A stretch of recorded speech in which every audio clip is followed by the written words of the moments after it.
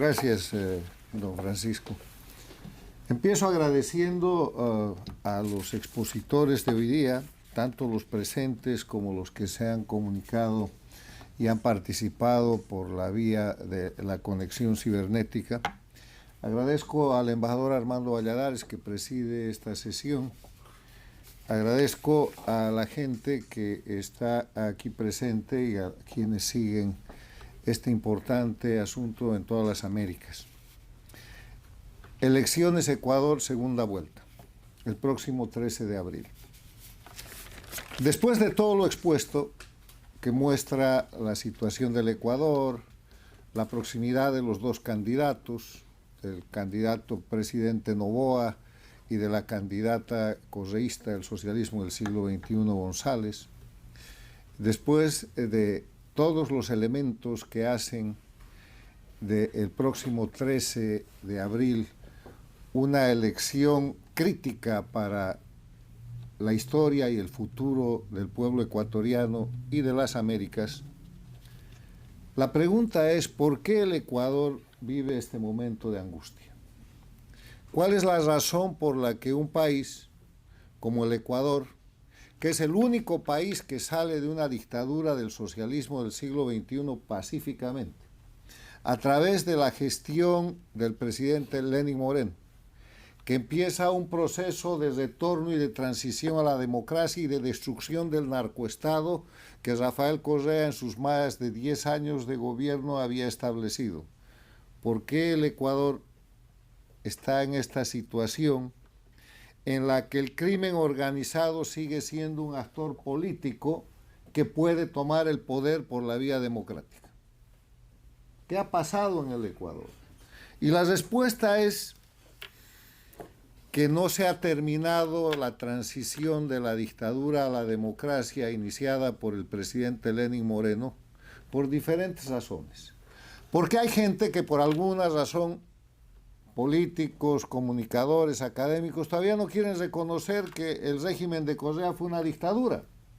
Más de 10 años con presos políticos, con narcoestado, con ruptura de los compromisos internacionales de lucha contra el narcotráfico, acogiendo el crimen organizado, sometido a las dictaduras de Cuba, Venezuela, soportando el discurso antiimperialista y proclamando que la lucha contra el narcotráfico es un fracaso, entre otras cosas.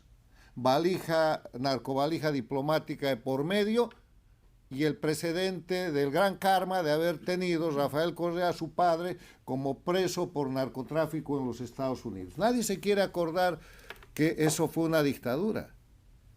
El Ecuador no vivió un tiempo de normalidad en el régimen de Correa cuando él se atribuía la condición de ser el poder total. Él decía: yo soy el jefe del Ejecutivo, del Legislativo, del Judicial, él era el Estado. Habían presos políticos a los que nuestro Comité de Derechos Humanos, presidido por Armando Valladares y acompañado de Marcel Feró, tuvieron que ir a visitar en el Ecuador para que se les respeten condiciones mínimas de vida. El exilio político creció, se produjeron ataques estruendosos contra los medios de comunicación, contra el patrimonio de ciudadanos notables, y tuvo gente que salir al exilio. La primera razón es porque no se ha tomado conciencia de que Lenín Moreno puso en curso un proceso de transición de la dictadura a la democracia, y es el único que lo logró, porque le devolvió al Ecuador el Estado de Derecho, le devolvió al Ecuador la posibilidad de elecciones libres y limpias, y el resultado de eso fue la presidencia de Guillermo Lasso. Le devolvió al Ecuador la posibilidad de ser un sujeto respetado en el ámbito internacional y seguir creciendo económicamente. El crimen sigue usando los mecanismos de la democracia para destruirla, y el ejemplo es Ecuador. El ejemplo es Ecuador porque durante la presidencia de Guillermo Lasso no se continuó con dos elementos esenciales que hacen a una transición de la dictadura a la democracia, y anótese esto para los casos que vienen en Venezuela, en Nicaragua, en Bolivia, y en los países afectados por gobiernos paradictatoriales como el de la Argentina. Para terminar con el control político del crimen organizado hay que hacer por lo menos dos cosas después de que ellos han estado en el gobierno. La primera es hay que terminar con las leyes de la dictadura, y el Ecuador está atrapado en la constitución de la dictadura del socialismo del siglo XXI, que entre otras cosas lo ha proclamado y lo ha dejado como Estado plurinacional, pero que le ha dejado una serie de instituciones que, si no son cambiadas, el Ecuador no va a tener democracia plena. Hay leyes menores que aquello que influyen en las instituciones hoy día todavía controladas por elementos personales dependientes de la dictadura, que obviamente ayudan a que aparezca un candidato o una candidata con opciones para volver el poder al crimen organizado. Terminar las leyes de la dictadura. Y el segundo es el tema de la impunidad. Aunque se ha avanzado tanto en el Ecuador, que es uno de los pocos países que tiene al exdictador Correa y a gente de su grupo criminal condenados con sentencias ejecutoriadas, no ha habido gobierno en el Ecuador, incluyendo al de Noboa, que haga ejecutar esas sentencias. ¿Por qué? Porque han tenido que hacer acuerdos políticos, entre comillas, con los representantes del Parlamento que protegen a esos condenados.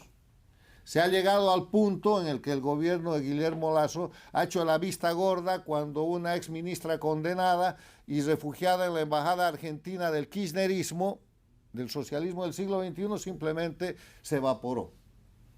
El gobierno de Noboa ha sido un poco más firme con el tema de México, pero no hay que olvidar que la dictadura de Venezuela hace unas semanas ha propuesto al gobierno del Ecuador darle salvoconducto a los 5 secuestrados que están en la embajada argentina en Caracas, a cambio de que liberen a, que es uno de los objetivos que tiene este sistema. Resumo esto para decirles que la segunda vuelta en el Ecuador refleja un proceso de transición incompleto, un proceso que tiene que ser completado con la vuelta al Estado de Derecho correcto a través de leyes que no violen los derechos humanos, porque las leyes infames que instituye el socialismo del siglo XXI en sus regímenes dictatoriales son leyes violatorias de los derechos humanos. Y hecho eso, hay que ejecutar el tema del no a la impunidad. Yo no tengo duda de que el candidato presidente Noboa posiblemente va a ganar la elección. Pero el Ecuador y su presidente que elijan, si es Noboa el próximo 13 de abril, tiene que saber que su misión es terminar con la transición a la democracia. Y eso quiere decir, entre otras cosas, sacar del escenario político al partido, al instrumento y a los instrumentos que usa el crimen organizado, el socialismo del siglo XXI, el castrochavismo o el correísmo en el Ecuador del escenario político, porque si no van a seguir disputando el poder con delincuentes, con el riesgo de fraude, con el riesgo de asesinatos como el del Fernando Villavicencio, que nadie se acuerda. Fernando sería el presidente del Ecuador si no lo hubieran matado. Están condenados los asesinos, los sicarios, pero ¿y los autores intelectuales, los autores mediatos, dónde están? Seguramente en la campaña de la señora González, o soportando ese tipo de campaña, porque lo que quiere el correísmo, que es el castrochavismo, el socialismo del siglo XXI, es impunidad.